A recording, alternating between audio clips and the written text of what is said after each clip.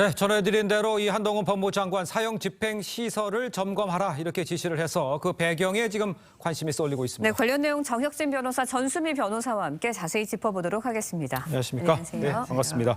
아까 조성호 기자도 좀 언급을 했습니다만 우리나라에서 20년 넘게 사형 집행을 하지 않고 있는데 한 장관이 왜 시설을 점검하라 지시했다 볼 수 있을까요? 이유가 뭘까요? 일단 우리나라에서 사형 선고는 대법원에서 하지만 사형 집행은 대통령이 명령하는 게 아니에요. 법무부 장관이나 국방부 장관이 명령함으로써 집행이 되는데 형사소송법 463조를 보면 사형은 법무부 장관의 명령으로 집행한다 이렇게 명시적으로 규정하고 있고요. 465조는 그 명령을 언제 발해야 되는가 시기에 대해서 규정하고 있는데 사형 집행 명령은 사형이 확정된 날로부터 6개월 이내에 하여야 한다라고 규정하고 있어요. 할 수 있다가 아니고요. 하여야 한다 의무 조항으로 되어 있고 그다음에 466조는 집행 시간도 규정하고 있는데 사형은 이렇게 법무부 장관이 집행 명령을 한 날로부터 5일 이내에 집행하여야 한다. 이것도 할 수 있다가 아니고 하여야 한다로 규정을 하고 있거든요. 그다음에 똑같은 내용이 군사법원법에 있는데 그 군사법원법은 법무부 장관 대신에 이제 국방부 장관으로 규정하고 있는 거죠. 다시 말해서 판결하고 사형 집행 명령하고 실제 집행하고 세 단계로 규정하고 있는데 어찌됐든지 간에 1998년부터 지금까지 한동훈 장관을 포함해서 이유를 불문하고 우리나라의 법무부 장관과 국방부 장관은 형사소송법 규정을 위반하고 있는 겁니다. 어쨌든 그렇기 때문에 이런 부분들에 대해서 한동훈 장관이 특히 요즘같이 흉악범들이 날뛰는 시대에 이렇게 다시 한번 시설 같은 것들을 점검할 필요성은 있지 않았나 싶습니다. 그렇군요. 한 장관이 또 어제 지난 어떤 정부도 사형 집행을 하지 않겠다라고 명시적으로 정한 바가 없다라는 입장을 밝히기도 했거든요. 이건 또 어떤 의미로 받아들여야 할까요? 당장은 아니지만 이제 사형 집행을 할 수 있다는 좀 경각심을 심어주는 의미도 저는 있다고 좀 보거든요. 왜냐하면 앞서서 말씀하신 대로 지금 뭐 서현역 묻지마 살인, 뭐 실험대 성폭행 사건과 같이 이제 굉장히 강력 범죄가 지금 일어나고 있는 상황이기 때문에 여기에 대해서 사형제 폐지에 대한 검토, 아니면 이거에 대해서 보완할 수 있는 가석방 없는 무기징역 이런 것들이 충분히 검토될 시점이 된 게 아닌가라는 생각이 들고, 근데 이게 해석이 여러 가지가 좀 있을 것 같아요. 왜냐하면 앞서서 이제 변호사님께서 말씀하셨지만 명령이 있어야 하죠. 그 명령 이전에 저희가 특이점이 있습니다. 사형제가 1997년 이후에는 저희가 실질적으로 이제 집행을 하지 않았기 때문에 실질적인 사형제 폐지 국가에 대한민국이 포함이 됩니다. 그럼 여기에서는 법무부 장관 이전에 바로 대통령의 결단이 좀 필요하다는 점에서 약간 정치적인 고려가 분명히 필요할 것으로 보이고요.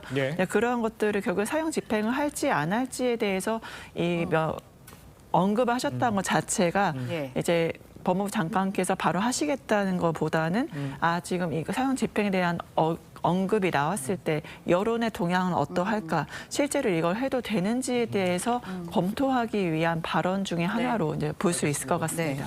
전수미 변호사도 이제 경각심 얘기해 주셨습니다. 그러니까 이제 궁금증이 생기는 게 현재 우리나라에 복역 중인 사형수가 도대체 몇 명이고 또 이들에 대한 그렇다면 사형이 실제로 이루어질 가능성이 있는 건지 이게 궁금은 합니다. 그러니까 우리나라의 사형수는 총 59명이 있는데 그중에 민간인은 55명이고요. 군인이 4명입니다. 근데 누구나 다 알고 있는 유영철, 강무순, 박한상, 그다음에 막가파 두목 이런 사람들이 아직 사형수들인 거죠. 그래서 서울구치소에 16명으로 제일 많고요. 그 대구교도소에 12명, 광주교도소에 13명 이렇게 딱 되어 있는데 마지막으로 사형이 집행된 게 언제냐? 1997년 거의 마지막 날이었어요. 12월 30일. 그런데 1997년 12월 18일에 어떤 일이 있었습니까? 대선에서 DJ가 승리를 한 거예요. 그러니까 그때 YS는 DJ가 대통령이 되면은 사형 집행을 안 할 것이다라고 한 것을 알았고 실질적으로 DJ 때 사형이 집행이 안 되고 있었고 그 이후에 뭐 노무현 대통령, 뭐 이명박 대통령 다 대통령들이 사형 집행을 실질적으로 형사소송법 규정에도 불구하고 안 하고 있었는데 어쨌든지 제가 말씀드린 바와 같이 그 형사소송법 규정에 따르면은 이 59명에 대해서는 언제든지 국방부 장관이나 법무부 장관이 명령만 하면 5일 내에 집행될 수 있도록 그렇게 규정은 되어 있습니다. 그렇군요. 만약에 사형 집행이 부활하려면 외교적인 문제도 고려해야 한다라는 이야기도 있거든요. 그러면서 EU와의 외교 관계가 언급이 되고 있는데 어떤 상황인 건가요? 왜냐하면 이게 유엔 헌장하고 세계 인권 선언 그리고 전 세계적 트렌드인 사형 제도 폐지에 대한 것들도 좀 폐지를 한다, 안 한다 이거에 대한 전 세계적 트렌드도 검토를 좀 해봐야 될 것 같습니다. 실제로 지금 논의되고 있는 세계 인권 선언 제3조에 아예 이제 생명권 자체가 명시가 되어 있기 때문에 그리고 특히 유엔 헌장 같은 경우는 기본적 인권, 인간의 존엄과 가치가 명시가 돼 있고 바로 이제 국제사회에서 뭘 얘기하냐, 인간의 존엄과 가치, 이게 바로 이제 생명권, 기본적으로 사형제 폐지의 이유, 근거로서 이제 들고 있는 거거든요. 그러니까 우리가 아무래도 이제 세계 인권 선언, 유엔 헌장, 국제사회 일원으로서 이런 것들이 고려가 돼야 되고, 또 이 EU 같은 경우 굉장히 이 생명권에 민감해요. 예를 들어서 우리나라 헌법재판소가 사형제 자체의 합헌 결정을 내리자마자 주한 영국 대사관이 바로 보도자료를 냈습니다. 뭐라고 냈냐? 이거에서 문제 제기를 한다는 보도자료를 냈는데 결국에는 영국을 포함한 EU 국가가 이러한 생명권 사형 제도에 대해서 굉장히 민감하기 때문에 이런 것들을 고려할 필요는 충분히 있다라고 봅니다. 알겠습니다. 지금 인간의 생명권, 존엄성 이런 걸 좀 언급을 해주셨습니다만 미국과 일본에서도 이제 사형 집행은 하고 있죠. 그러니까 우리나라에서는 과연 이게 필요한 건지, 우리 정혁진 변호사의 개인적인 생각은 어떤지, 뭐 존엄을 생각해야 될 건지, 법의 엄중함을 얘기해야 될 건지 어떻게 보십니까? 지금 현재 상황까지 고려하면. 일단 미국은 27개 주에서 사형제 유지하고 있고요. 올해에도 실제로 텍사스하고 플로리다 이런 그 여러 주들에서 사형이 집행이 됐습니다. 그다음 일본도 마찬가지고요. 일본도 사형제가 유지되고 있고 집행되고 있고.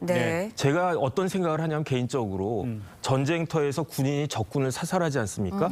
그 정당성의 근거에 대해서는 여러 가지 근거가 있을 수 있는데 제가 여러 가지 책을 읽고 느낀 가장 강력한 근거는 뭐냐면 전쟁터에서 적군을 사살할 때에는 내 목숨을 건다는 거죠. 나도 언제든지 죽을 수 있기 때문에 뭐 전쟁이란 여러 가지 명분과 그런 것들이 있지만 어쨌든 내가 죽을 수 있기 때문에 나도 그 적군을 사살할 수 있다. 이게 가장 큰 근거라고 저는 개인적으로 생각을 하거든요. 하물며 범죄를 저질러가지고 한 명도 아니고 수십 명, 뭐 여러 명의 목숨을 빼앗은 사람이 다 사람을 죽여놓고 지금에 와가지고 뭐 인권을 내세우면서 내 목숨은 보존돼야 된다 이렇게 주장하는 것이 과연 타당한 것인가? 저는 그 부분에 대해서 가장 깊게 생각하고 있습니다. 네, 전 변호사님은 어떻게 보세요? 전 사형제 발을 바로 부활시키는 것보다는 이제 제도적 보완 자체는 좀 필요하지 않나라고 생각을 하는 거예요.